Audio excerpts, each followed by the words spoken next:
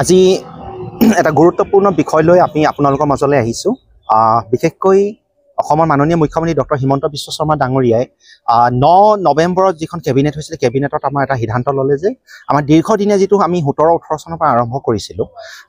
যিটো দাবী আছে, সেই দাবীটোৰ প্ৰতি শ্ৰদ্ধা জনাই যিটো চৰাইদেউ আমাৰ চাউলুং চুকাফাৰ নামত এখন পূৰ্ণাংগ ৰূপত এখন বিশ্ববিদ্যালয় স্থাপনৰ কাৰণে তেওঁ যিটো ঘোষণা কৰিলে, আৰু আজি 25 নৱেম্বৰ তাৰিখে এখন আমাৰ বিধানসভাত বিলখন পাছ কৰাৰ কথা আছে,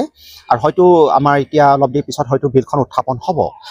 সেই প্ৰসংগত আমি সকলো ৰাইজৰ হৈ বিভিন্ন জাতি জনগোষ্ঠী আৰু ধৰ্মাৱলম্বী সকলোৰে লৈ অসমীয়া জাতিৰ যিটো আমাৰ গুৰি ধৰো, তাত আমাৰ একগোট কৰাৰ যিটো প্ৰক্ৰিয়া আৰম্ভ কৰিছে চাউলুং চুকাফাৰ নেতৃত্বত, আৰু তেওঁৰ নেতৃত্বত যে তেওঁ এটা স্বীকৃতি দিয়াৰ কাৰণে আমি সকলোৰে হৈ তেওঁ ডক্টৰ হিমন্ত বিশ্ব শৰ্মা ডাঙৰীয়াক আমি ধন্যবাদ জনাইছোঁ, অসম চৰকাৰক ধন্যবাদ জনাইছোঁ। আৰু এই বস্তুটো যিটো আমাৰ চাউলুং চুকাফাৰ নামৰ এখন পূৰ্ণাংগ বিশ্ববিদ্যালয়, সেইটো আমি আমাৰ নেতৃত্বত প্ৰথমবাৰলৈ আমি এটা কনচেপ্ট আনিছিলোঁ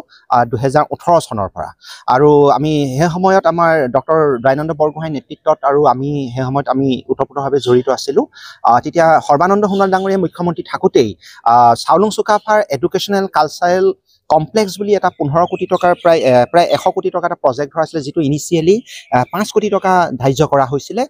আৰু 1 কোটি টকা চাউলুং চুকাফাৰ মৈদামটো সাজিবৰ কাৰণে দিছিলে। কিন্তু অতি পৰিতাপৰ বিষয় আছিলে, লজ্জাজনক ঘটনা আছিলে যে after declaration in 2014 as a potential world heritage site, তো আমাক ঘোষণা কৰাৰ পিছতো আমি কিন্তু due to lack of map আৰু ডিউ টু লেক অফ মেপৰ কাৰণে আৰু যিটো আনচাৰ্ভেড এৰিয়াৰ কাৰণে আমি কি কৰিলোঁ, সেইখিনি প্ৰপ'জেল পঠিয়াব পৰা নাছিলোঁ, আৰু সেইখিনি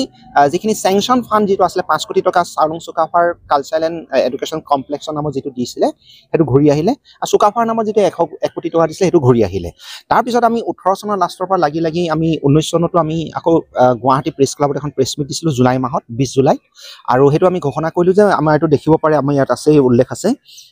যে চৰাইদেউ মৈদাম চুকাফাৰ নামত এখন বিশ্ববিদ্যালয় আৰু চৰাইদেউ বিশ্ব ঐতিহ্য ক্ষেত্ৰত অন্তৰ্ভুক্ত কৰিবলৈ জৰীপ কাৰ্য আৰম্ভ কৰিব লাগে। আমি মাহেকত এখনকৈ বা 15 দিনৰ মূৰে মূৰে বা এসপ্তাহত এখনকৈ আমি প্ৰেছ মিট দিবলৈ বাধ্য হৈছিলোঁ, আৰু সেইটো আমি মিডিয়া মেনেজমেণ্ট ৰিচাৰ্চ চেণ্টাৰৰ সভাপতি হিচাপে দিছিলোঁ, আৰু এই সম্পূৰ্ণ কনচেপ্টটো আমি পোষণ কৰিছিলোঁ। তেতিয়া সেই সময়ত আমাক বহুতে বাধাও দিছিলে আৰু এটা কাল্পনিক কথা বুলি ভাবিছিলে, কিন্তু যিহেতু আমি গভৰ্ণমেণ্টৰ লগত জড়িত আছিলোঁ, বিভিন্ন পদবীতো আছিলোঁ, সেই অভিজ্ঞতা আছে, আৰু একাডেমিক লাইনত যিহেতু আমি 2008ৰ পৰা আমি বিভিন্ন শিক্ষকতাৰ লগত আমি বিভিন্ন ধৰণৰ দুখনমান ইউনিভাৰ্চিটিৰ লগত জড়িত আছিলোঁ, সেই হিচাপে আমি সেই বস্তুটো অভিজ্ঞতাৰ কাৰণে আমি আগবাঢ়িবলৈ সক্ষম হৈছিলোঁ। আৰু আমি নিজেই ডক্টৰ দয়ানন্দ বৰগোহাঁই, জিতেন বৰপাত্ৰ গোহাঁই, আমাৰ হিষ্ট্ৰিয়ান, আমাৰ গড়গাঁও কলেজৰ retired principal Dilip Buragohain sir প্ৰয়াত,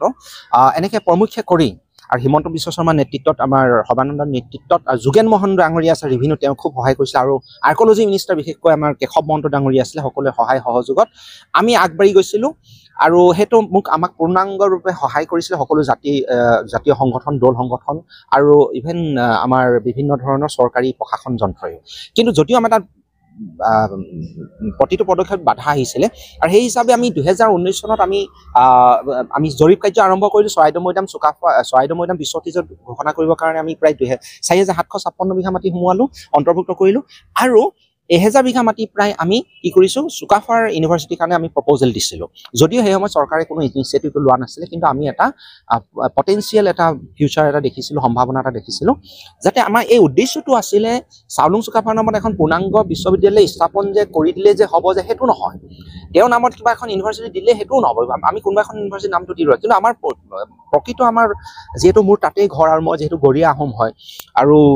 যিহেতু আমি দেউধাই ফেমিলিৰ হয়, তো সেইকাৰণে আমাৰ এটা চেণ্টিমেণ্ট আছিলে যাতে হিষ্ট্ৰীটো যাতে তাত যিটো লুকাই আছে, আজি 4700 বিঘা মাটিৰ ভিতৰত দুৰ্ভাগ্যজনক ৱৰ্ল্ড হেৰিটেজ ঘোষণা কৰাৰ পিছতো 500 প্ৰায় নিয়াৰ বা 600 বিঘা মাটি সোমাইছে, 4100 বিঘা মাটি যিটো চাউলুং চুকাফাৰ সৈতে বাকী ৰজা আৰু কোঁৱৰী মৈদামখিনি আৰু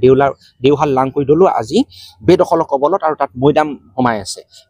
তাত আমাৰ চাহ বাগান খোলা হৈছে, আৰু তাত এতিয়াও সংৰক্ষিত হৈ থকা নাই। যদিও মই প্ৰতিটো ছাৰ্ভে নেতৃত্ব লৈছিলোঁ, আৰু প্ৰতিটো বস্তু ডকুমেণ্টছ আছে, আৰু মই যিহেতু জৰীপ কাৰ্যটো মই নেতৃত্ব লৈছিলোঁ, আৰু মডেল মেপখন যিহেতু মই বনাবলৈ বাধ্য হৈছিলোঁ, কাৰণ কেলৈ তাত তেতিয়া ইমানেই পলিটিকেল ৰাজনৈতিকভাৱে প্ৰেছাৰ আছিলে যে মণ্ডলসকলে আহিবলৈ ভয় কৰে, ছাৰ্ভে টিমটো ছাৰ্ভে কৰিবলৈ ভয় কৰে, আৰু সেই সময়ত মানে আমাৰ বাঘৰো উপদ্ৰৱ হয়, তাৰ মাজত কিন্তু সেই সময়ত ওলাবলৈ মানুহ নাছিলে, সেইকাৰণে মই নেতৃত্ব ল'বলৈ বাধ্য হৈছিলোঁ, আৰু এটা ৰাইজৰ স্বাৰ্থত এটা ইতিহাসৰ স্বাৰ্থত অসমীয়া জাতিৰ গঠনৰ প্ৰক্ৰিয়াৰ কাৰণে তো সেইকাৰণে আমি অসমৰ মাননীয় মুখ্যমন্ত্ৰীক আমি ধন্যবাদ জনোৱাৰ লগতে অসম চৰকাৰক ধন্যবাদ জনোৱাৰ লগে লগে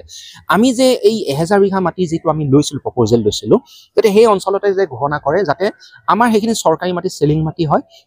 আৰু মৈদামৰ ঠিক যিখিনি আমি চৰাইদেউ মৈদাম বিশ্ব ঐতিহ্য আছে তাৰ যিটো অৰ্জুনৰ পাছত আমাৰ বাফাৰজনৰ বাহিৰত আমি লৈছিলোঁ আৰু সেই সময়ত আমি যিটো গোটেই মেপখন আমাৰ director of land record and survey আমি ছাৰ্ভে কৰিছিলোঁ আৰু ডক্টৰ দয়ানন্দ বৰগোহাঁই কাউন্সিলৰ চেয়াৰমেন আছিলে তেওঁৰ নেতৃত্বতো আৰু তেওঁৰ বাৰেপতি তেওঁ এতিয়া অন বিহাফ অফ তেতিয়া আমাৰ সৰ্বানন্দ মুখ্যমন্ত্ৰী ডাঙৰীয়াৰ হৈ পিনি তেওঁ কৰিছিলে তাৰপিছত হিমন্ত বিশ্ব শৰ্মা ডাঙৰীয়াই ডাইৰেক্ট পোনপটীয়াকৈ আমাক এটা সহায় কৰিছিলে আৰু যিটো একদম ৰাজনৈতিকভাৱে এটা শক্তিশালী পদক্ষেপ লৈছিলে শৰ্মা ডাঙৰীয়াৰ নেতৃত্বত সেইটো কাৰণে আমাৰ বিশ্ব ঐতিহ্য হ'ল আৰু চুকাফাৰ এতিয়া পূৰ্ণাংগ ৰূপত হ'বলৈ গৈ আছে তো আমি অনুৰোধ জনাওঁ যাতে বেদখলকাৰী নেতৃত্বত কোনোবা ৰাজনৈতিক নেতাৰ যদি পৰিচালনাত যাতে চৰকাৰে যাতে বেলেগ স্থানত নিদিয়ে যে পূৰ্ণাংগভাৱে এইটো কাৰণে বিচাৰিছোঁ যাতে গোটেই ইতিহাসখন যাতে সংৰক্ষিত হৈ থাকে কাৰণ এতিয়াও তাত বেদখলকাৰী আছে তো ধন্যবাদ সকলো জাতি জনগোষ্ঠী আৰু বিশেষকৈ এই যাত্ৰাটোত আমাৰ সকলো সংবাদ মাধ্যম অসমৰ সংবাদ মাধ্যম জড়িত আছে সেইকাৰণে তেওঁলোককো ধন্যবাদ জনাইছোঁ